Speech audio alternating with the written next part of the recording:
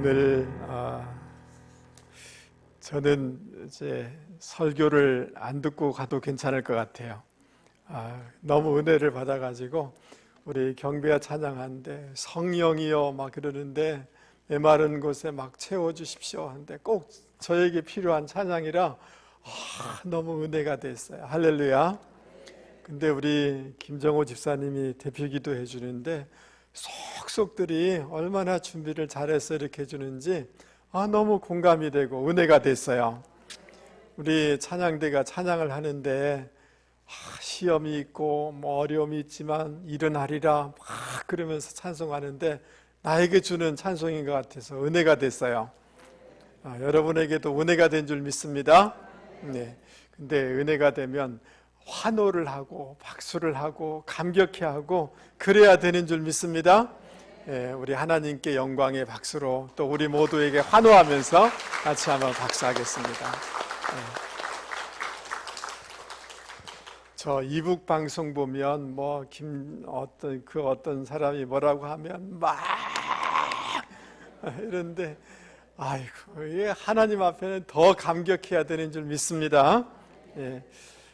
작년 7월인가요? 서울 서희 초등학교에서 새내기 그 교사가 극단적인 선택을 한 일이 있었습니다. 그래서 사회에 큰 파장이 일어난 적이 있습니다.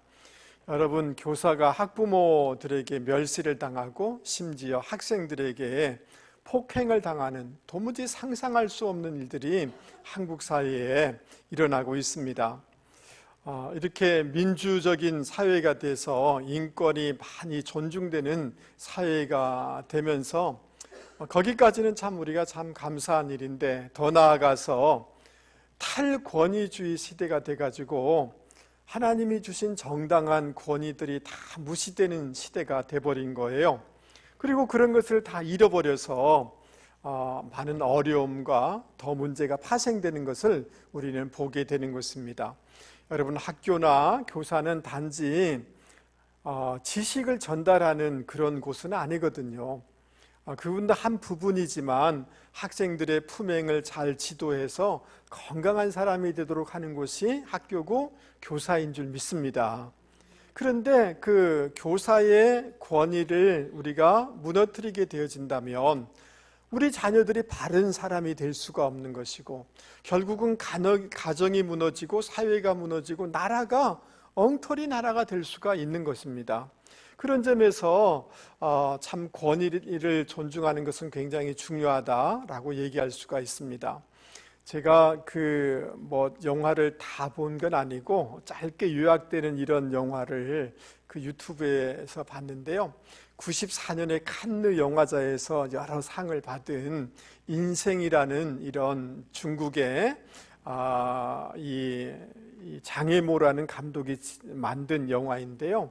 거기에 이런 충격적인 장면을 본 적이 있어요. 제 중국의 문화혁명이 있으면서 그 당시의 배경이에요. 그 주인공의 딸이 결혼해서 출산하게 됐어요. 병원에 출산했는데 아이를 낳는데 거기까지는 문제가 없었는데 이 산모가 과다 출혈을 하는 겁니다. 그런데 의사들이 없어서 결국은 이 딸이 죽게 되는 이런 장면이 나와요.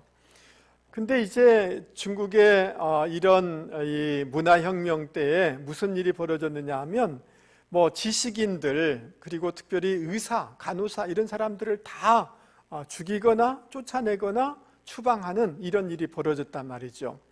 반동이라고 하는 이름으로.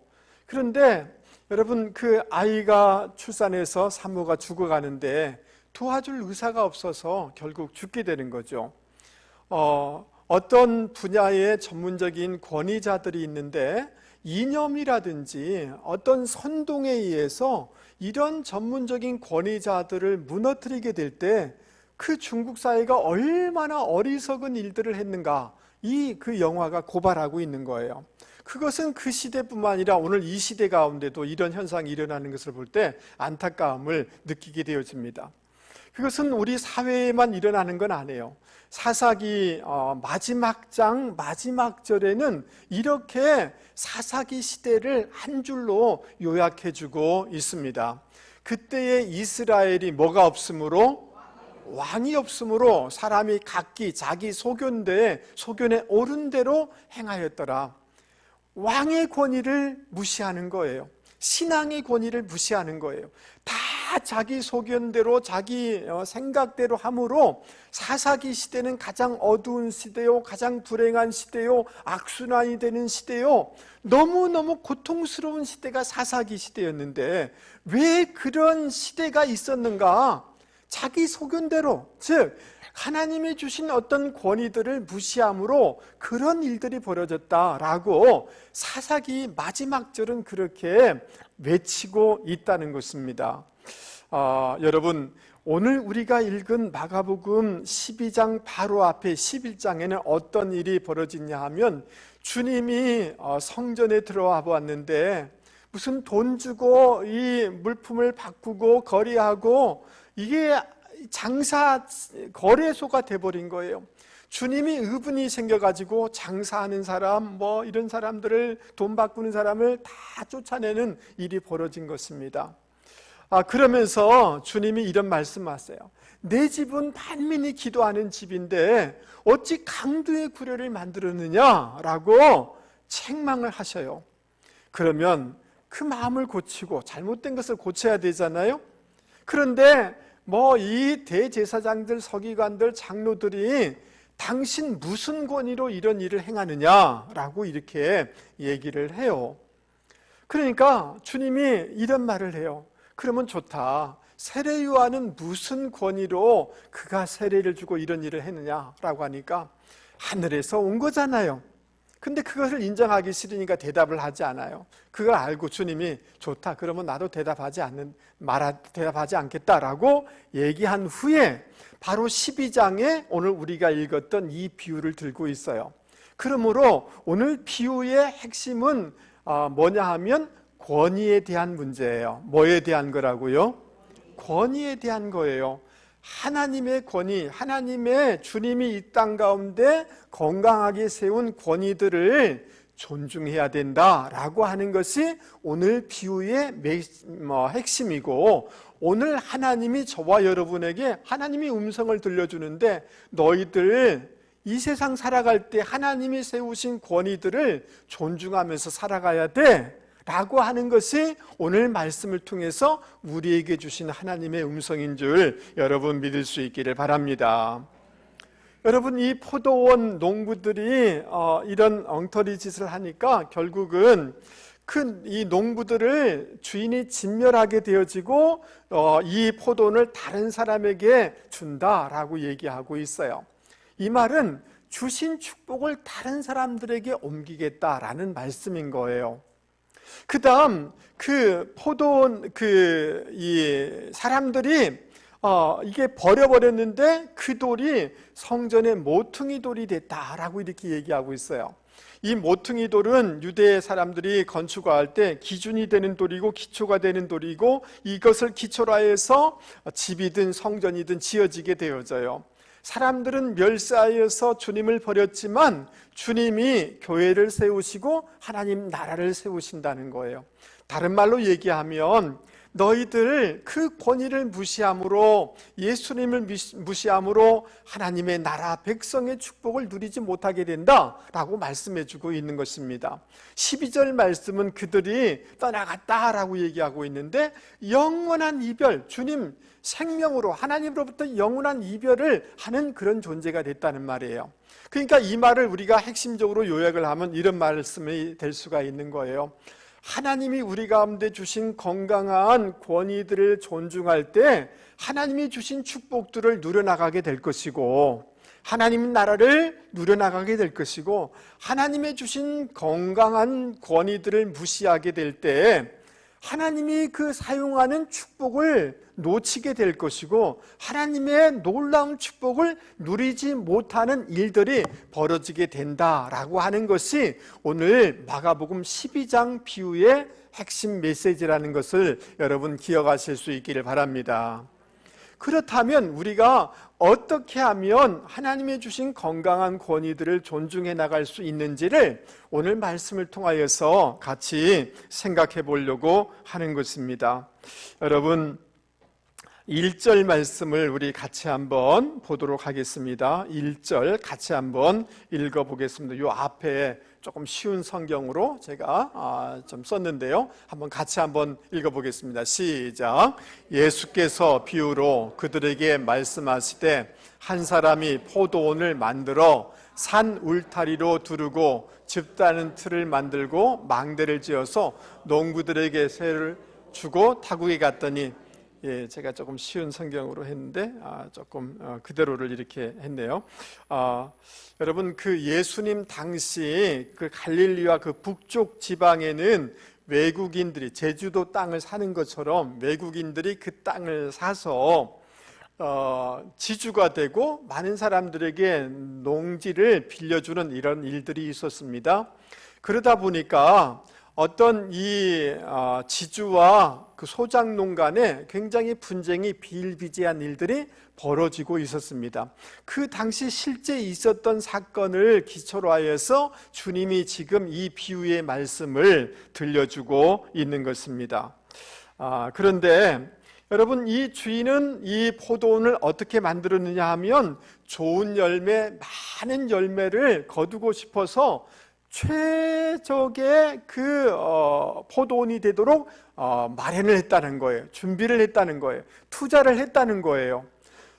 여러 가지 시설을 만들고 그 땅을 잘 구워서 그것을 소작농들에게 임대를 해줬다라고 이렇게 얘기해주고 있습니다. 그러나 이것은 하나님이 우리 가운데 특별히 이스라엘 백성들에게 그렇게 해준 것을 상징해주고 있는 것입니다. 하나님이 이스라엘 백성에게 좋은 은혜의 땅과 모든 환경들을 주셨다라는 말씀을 얘기해주고 있는 것입니다. 그러니까 이것은 굉장히 감사한 일이고 감격스러워할 일들인 거죠. 가장 좋은 극상품을 맺을 수 있는 환경을, 하나님의 은혜들을 하나님이 택해 주시고 좋은 것들을 주셨기 때문에 이스라엘 백성 입장에서는 감사하고 감격해야 될 일들인 거죠. 여러분, 우리가 잘 아는 것처럼 하나님께서 에덴 동산을 어떻게 만드셨습니까? 창세기에 보면 그곳에 강이 흐르고 있다고 그랬잖아요. 생명이 넘치는 곳이었어요. 그리고 나무가 있고 모든 열매들이 가득 맺히는 곳이었어요. 그리고 그곳에는 많은 금들이 있는 환경이 너무너무 좋은 곳이었다라고 얘기하고 있습니다. 하나님은 그곳에 가정을 만들어 주셨어요. 그리고 하나님은 그곳에서 그들의 예배를 받으시고 그들과 임재해 주시고 영적인 은혜를 풍성하게 부어주는 곳이 에덴 동산이었어요. 하나님의 나라였어요. 그런데 어느 날 사탄이 와가지고 묻습니다. 여러분, 이렇게 물었습니다. 메시지 성경은 이렇게 얘기하고 있습니다. 하나님이 너희에게 동산 안에 있는 모든 나무의 열매를 먹지 말라고 하셨는데 그게 정말이냐? 라고 이렇게 물어요. 근데 하나님은 다 먹으라 해놓고 선악과는 먹지 말라고 그랬잖아요. 그러니까 그 시선을 어디에 초점을 두게 하려고 하느냐 하면 먹지 말라고 한 선악과에 관심과 생각이 가도록 유도 질문인 것입니다. 그리고 난 다음에 이렇게 얘기해요. 하나님이 왜 그 선악과 먹지 말라고 한지 아냐? 그거 먹으면 하나님 같아질 것 같아가지고 하나님이 그래서 먹지 말라고 한 거야.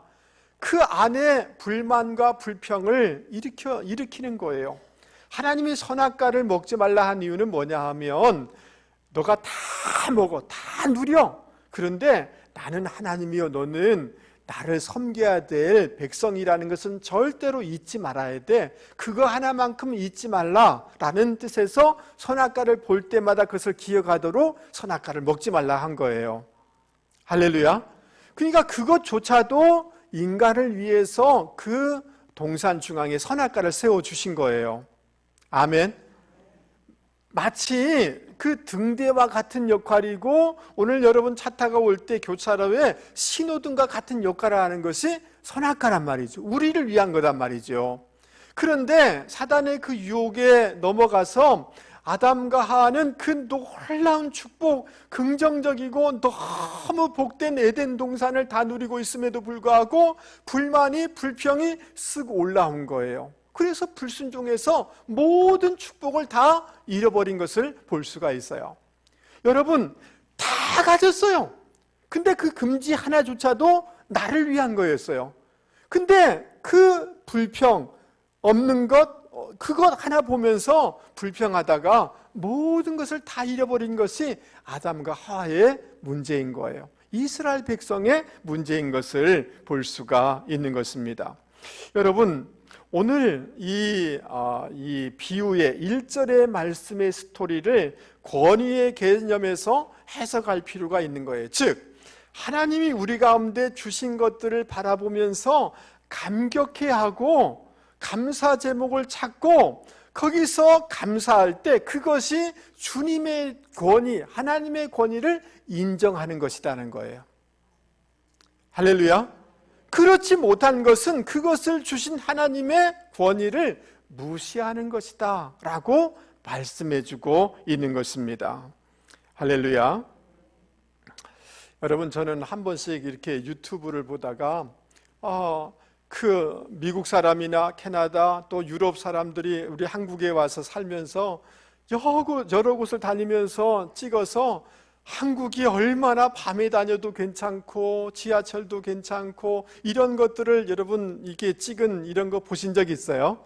그 부모들하고 와가지고 너무 놀래하는 그것을 이렇게 한 번씩 봐요.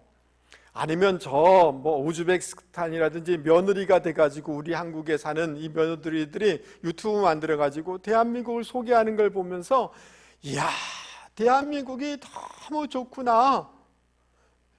이 선진국 유럽 사람들도 와가지고 이야, 이런 나라가 다 어디 있어? 라고 감탄해 하는데 감격해하는 사람은 여기 없어요. 정말 없어요. 이 무슨 불만이 왜 그렇게 많은지 무슨 헬조선이라고 하고 이 사단이 던지는 밥들이에요. 여러분, 우리에게 주신 이 나라에 대한 감격이 여러분, 저와 여러분 가운데 있기를 바랍니다. 하나님이 여러분 가운데 주신 이 다대포가 얼마나 좋은 것이에요? 그런데 별로예요. 감격해하는 사람 없어요. 여러분의 가정에 대해서 감사하고 감격하는 사람 별로 없어요. 나는 우리 집사람하고 우리 아이들한테 불만이 좀 있어요. 근데 뭐냐 하면 남편이 막 기타를 탁 치면서 노래 부르면 와 우리 맨날은 아닐지라도 한 번은 이야 감격해야 하기를 원하는데 별로예요. 우리 아버지 그렇구나. 여러분, 매일이 아니에요. 100은 아니에요. 그런데 여러분 남편에 대해서 이야 당신이 오늘 기도하는데 저는 진짜 감격했어요. 저렇게 기도를 잘 준비했구나. 여러분, 감격하고 감사하실 수 있기를 바랍니다. 별로 반응이 없어요. 여러분, 우리 아내가 밥을 어떻게 매일 365일 몇십 년을 해왔는데, 그런데요, 얼마나 감사하고 감격스러운 일이에요. 그렇지 않나요? 그런데 한 번은 정말 막 그냥 어쩔 줄 몰라서 이야 이런 음식을 당신이 어떻게 이 감격하는 일이 있었나요? 없어요. 없어. 이것은 다 뭐냐 하면 이 환경과 이 사람을 주신, 이 부모를 주신 그 하나님의 권위를 무시하는 거예요. 여러분, 우리 청년들도 있고 있는데 우리 자녀들이 이야 우리 아버지, 와 우리 어머니, 아니 매일 하라는 거 아니에요. 1년에 5월달에 한 번만이라도 이걸 좀 이렇게 해야 되는 거잖아요. 맞아요. 목이 다 메이네요. 그러는 것이 하나님의 권위를 인정하는 것이고, 그럴 때 하나님이 주신 축복을 지속적으로 누려나갈 수 있는 줄 믿습니다. 이야, 우리 교회 와 이런 거 있잖아요. 할렐루야. 우리 옆에 사람 보면서 와 집사님 한번 해보세요. 시작. 아니, 오늘 집에 가서 꼭 그렇게 하실 수 있기를 주님의 이름으로 권면을 드립니다. 여러분 2절 말씀 보세요. 수확철이 되어서 열매 맺을 때가 되고 수확철이 돼서 주인이 그 새를 받으러 보냈어요.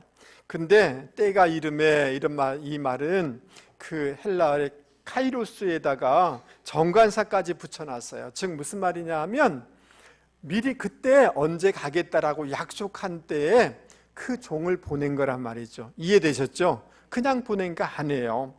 그런데 이 농부들이 3절 말씀에 보면 종을 아주 그냥 심히 때렸다는 거예요. 그냥 반타작 막 한 거죠. 그래서 공수로 보낸 겁니다. 그 다음 4절 말씀 보세요. 이 농부들이 그 종들을 머리에 상처를 내고 머리가 막 깨지게 막 두들겨 펴가지고 그 다음 능욕을 이렇게 했다라고 얘기하고 있어요. 이 능욕이란 말은 팀에다가 부정어 접두사 아라는 것을 붙여놔서 쓴 단어인데요.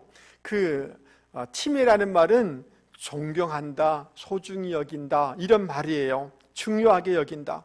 그래서 이 헬라어를 쓰고 있는 그리스 사람들은 팀이라고 하면 굉장히 존중한다는 이 뜻으로 알고 있는 거예요. 그런데 그 반대어예요. 멸시하고 무시하고 우습게 여겼다는 말이에요. 그 종들을 우습게 여겼다. 진가를 인정하지 않았다는 거예요. 그 다음 5절 말씀에 보면 그 종들을 죽였다는 거예요. 그리고 다른 사람들을 때리고 혹 죽였다라고 육체적으로, 정신적으로, 실제적으로 많은 상처를 주고 그렇게 죽였다라고 얘기해주고 있습니다. 여러분 이 종은 따라서 해보겠습니다. 둘로스. 이 둘로스라는 단어인데 이 단어는 뭐냐 하면 주인하고 딱 결합되어 있는 존재라는 말이에요. 그런 존재라는 거예요. 그리고 보내다라는 이 단어는 뭐냐 하면 사도 제자들을 보내다라고 할 때 쓰는 단어, 그리고 선지자들을 하나님이 보내다라고 쓸 때 쓰는 단어예요. 여러분 이해되세요? 그냥 종을 그냥 보낸 게 아니에요. 자기와 딱 결합된 자기를 대리하여서 주인이 그렇게 하나님이 그런 권위를 가지고 보낸 존재다라고 얘기하고 있는 거예요. 그 농부들처럼 이스라엘 백성들이 하나님이 보낸 그 선지자들을 수없이 탄압하고 죽였어요. 심지어 예수님까지 핍박하고 예수님을 죽이는 일까지 벌인 것을 볼 수가 있는 것입니다. 여러분 참 부족할지 모르지만 이 종들은 주인의 권위를 대신하여서 주인의 역할을 대신하여서 온 거잖아요. 맞아요? 그러면 그 주인과 계약을 다 했기 때문에 그 종 자체가 부족하지만 그 종들의 권위를 인정해야 되는 거잖아요.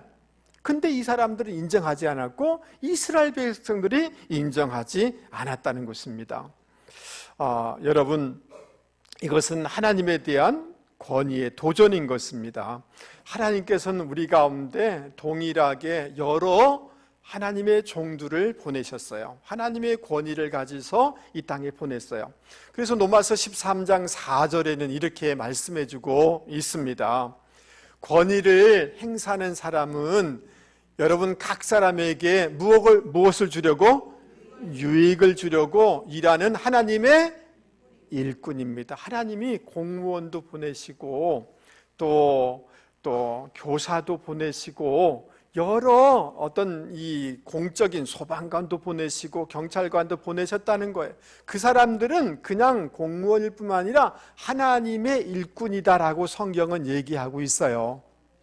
그래서 그 권위를 존중해야 된다라고 성경은 분명하게 말씀해주고 있는 것입니다. 할렐루야. 디모데전서 6장에는 무릇 멍에 아래에 있는 종들은 자기 상전들을 범사에 마땅히 공경할 자로 알지니 존중하라는 거예요. 여러분, 직장의 상사는 그냥 상사일 뿐만 아니라 하나님이 세우신 권위자이기 때문에 존중하라는 거예요. 아멘 하시죠? 네. 여러분, 이것은 좀 더 확대하면 하나님께서는 그 학교에 교사를 주셨는데 하나님이 교사를 우리의 건강한 건전한 권위자로 주셨는데 그것을 존중해야 된다, 이 말씀인 것입니다. 아멘. 예. 가정에는 하나님께서 에베소서 6장에 보면 이렇게 말씀하고 있어요. 내 아버지와 어머니를 공경하라, 존중하라는 것입니다. 이것은 약속에 있는 첫 계명이니 이로써 내가 그다음 뭐예요? 잘되고 땅에서 장수하리라. 어디서 못돼 처배가 어디서인지 자기 부모를 우습게 여기는 그 어디서 배워왔는지 이거 축복을 다 잃어버리는 거예요. 이해되세요? 이해되시냐고요? 예. 여러분, 자녀들은 부모를 존중해야 돼요. 하나님이, 그거는 부모일 뿐만 아니라 하나님이 보낸 권위자라는 거예요. 아멘. 이 너무너무 복을 받을 수 있는 길인데 이걸 모른단 말이죠. 여러분, 교회에도 하나님이 세우신 권위가 있는 줄 믿습니다. 여러분, 데살로니가 전서 5장에 이렇게 얘기하고 있습니다. 형제들아, 우리가 너희에게 구하노니 너희 가운데 수고하고 주 안에서 너희를 다스리며 권하는 자들을 너희가 뭐하고? 알고 알아주라는 거예요. 존중하라는 거예요. 그들의 역사로 말미암아 사랑해서 가장 귀히 여기며, 이렇게 얘기하고 있어요. 그리고 주님께서 친히 마태복음 10장에 보면 이런 말씀하고 있어요. 선지자의 이름으로 선지자를 영접하는 자는 선지자의 상을 받을 것이요. 아멘 하시죠? 네, 하나님이 보내신 영적인 권위자들을 존중해야 된다는 거예요. 아멘. 여러분, 타미리 오스본 그 부인이라는 분이 있는데요. 이분은 주로 아프리카에서 선교하신 선교사님이세요. 이분이 집회를 하면 최소 5만, 막 25만이 모여요. 근데 이분이 말씀을 증거하면 놀라운 일들이 막 기적의 역사가 막 살아나는 역사들이 일어나는 거예요.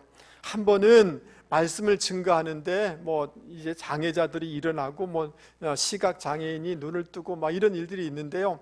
한 번은 어떤 어머니가 포대기를 이렇게 싸서 와서 기도해 달라는 거예요. 기도 제목이 뭐냐면 우리 아이가 금방 죽었는데요. 의사 선생님이 죽었대요. 이 아이 살아나도록 기도해 주세요. 정말 기가 막힐 노릇이고 또 기가 막힐 기도 제목이잖아요. 근데 이분이 기도를 했어요. 근데 포대기 안에서 기도했는데 꿈틀거리는 거예요. 그러면 여러분 어떻게 하시겠어요? 그래야 되잖아요. 근데 가만히 있다가 포대기를 이렇게 딱 펼치니까 거기에 예쁜 아기가 눈을 껌뻑껌뻑 보면서 그 목사님과 이 어머니를 보는 거예요. 그때서야 이 어머니가 난리가 난 거예요. 우와 그러는 거예요. 이상하잖아요. 아니, 포대기가 꿈틀거릴 때 놀래야 되는 거잖아요. 아니, 왜 이러시냐고 이렇게 하니까, 물론 이게 순서적으로 같이 연속으로 되어 있겠지만 자기 아이가 눈이 하나밖에 없었다는 거예요. 그런데 기도했는데 살아날 뿐만 아니라 없었던 눈이 생겨서 깜빡거리는데 어떤 어머니가 이렇게 놀라지 않겠어요? 막 난리가 난 거죠. 여러분, 이런 것들을 수도 없이 제가 이분의 책을, 두터운 책을 가지고 있는데요. 다 말씀드릴 수는 없지만, 그런데 이 오스본이란 목사님이 미국이나 유럽 가서 동일한 집회를 하면 두통 앓던 사람이 두통이 사라지고, 약간 어디 아픈 사람이 약간 낫는 정도지 죽었던 사람이 살아나고 놀라운 일들이 벌어지지 않는다는 거예요. 그래서 존 비비어라는 목사님이 왜 이런가 조사해서 이분이 결론 낸 것은 뭐냐 하면 존중의 문제라는 거예요. 아프리카 사람들은 존중의 마음으로 대할 때 놀라운 기적의 역사가 일어나더라는 거예요. 유럽 사람, 미국 사람 돈 있어요, 부유해요, 기대하지 않아요, 존중하지 않으니까 그저 두통 정도 낫더라는 거예요. 여러분, 하나님이 우리 가운데 주신 그 리더십들이 있어요. 권위자들이 있어요.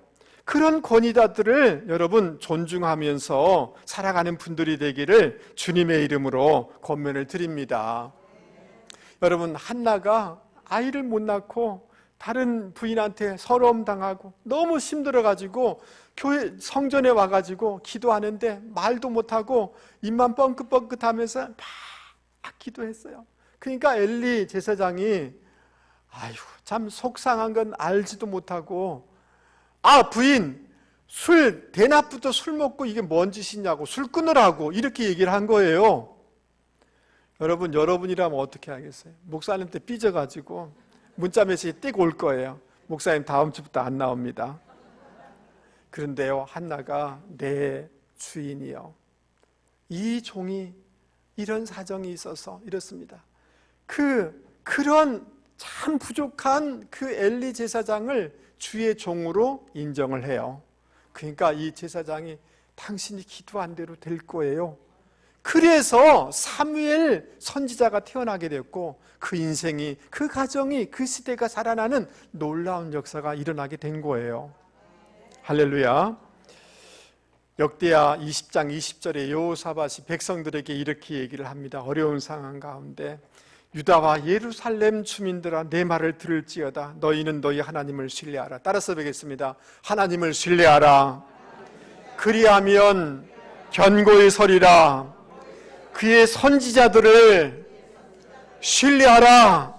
그리하면 형통하리라. 할렐루야. 여러분, 우리 주변에 학교 선생님들, 경찰관, 공무원, 여러분 부모님, 또 목회자, 또 이 교회 지도자들, 여러분 존중할 수 있는 분들이 되기를 바랍니다. 하나님이 놀라운 복을 받을 줄 여러분 믿을 수 있기를 바랍니다. 아멘. 여러분 6절 말씀을 한번 보시기 바랍니다. 여러분, 그 마지막으로 이 주인이 자기에게 하나밖에 없는 아들을 한번 보여주세요. 그 6절을, 하나밖에 없는 아들을 보내면 이 농사 짓는 사람들이 마음을 바꿀 것이라고 생각해서 그 아들을 보냈어요. 그런데요, 여러분, 이 농부들이 어떤 짓을 한 줄 알아요? 머리가 잘 돌아가요. 이 하나밖에 없는 아들인데 그 아들 죽이면 이 땅 우리 거 된다. 그래서 그 아들을 죽여서 이렇게 했다는 거예요. 이것은 이 유대인들을 얘기해 주고 있는 거예요.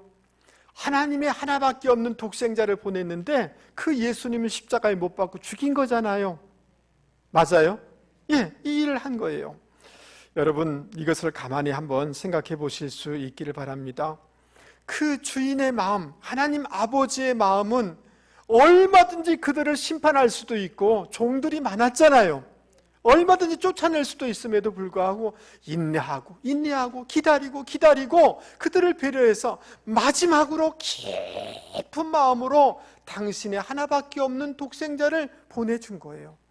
그 아버지의 그 깊은 마음, 배려의 마음, 사랑의 마음을 알고, 그리고 아낌없이 이 땅에 내려와 주시고 그 희생해 주신 예수님의 희생을 알고 내 마음을 돌이키고 고쳐야 되는 거잖아요. 맞아요? 그것이 하나님의 권위를 인정하는 거잖아요. 그런데 그 예수님을 유대인들이 죽였고 오늘도 죽이는 사람이 교회 가운데 많이 있다는 거예요. 여러분, 우리 안에 너무 자기 계산이 많아요. 자기 욕망이 많아요. 자기 생각이 많아요. 그래서 오늘도 예수님을 죽여요. 아버지의 넓고 깊은 마음을 헤아리지 못하는 거예요. 여러분, 90년대 초반에 임길택이라는 분이 시를 썼는데 탄광마을의 아이들이라는 이런 시집을 내었어요. 이 사람이 너무 귀한 분이라서 KBS 이 다큐멘터리로도 나온 적이 있어요. 여러분, 이분은 1952년 전남 무안에서 태어나고 목포 교대를 나와서, 여러분 이 교사들은 이왕이면 도시에 있으려고 하잖아요. 강원도 탄광지에 가는 사람이 없어요. 그런데 탄광지대의 교사로 자기가 자임해서 가게 돼서 그곳에서 15년 동안 교사 생활을 하게 되었습니다. 그리고 1997년에는 7년 그 12월에 지병으로 돌아가시게 되는데요. 그 돌아가시기 전까지 경남 거창에서 교편을 잡았던 그런 선생님이세요. 그분이 시를 많이 지었는데요. 그 탄광지대의 아이들의 얘기를 그냥 시로 옮긴 거예요. 이제 나는 이라는 시를 제가 읽어드리려고 해요. 여러분 한번 들어보세요. 이제 나는 아버지의 왼손 네 손가락 엄지 손가락만 빼고는 모두 잘라냈다. 그 손으로 아버지는 나를 업어주셨고 내 팽이를 깎아주셨고 하루도 빠짐없이 탄광일에 나가신다. 오늘은 축구를 하다가 넘어져 오른쪽 얼굴을 까였지만 나는 울지 않는다. 잘려나간 아버지의 손가락을 생각하며 쓰린 걸 꾹 참았다. 이제 나는 울지 않는다.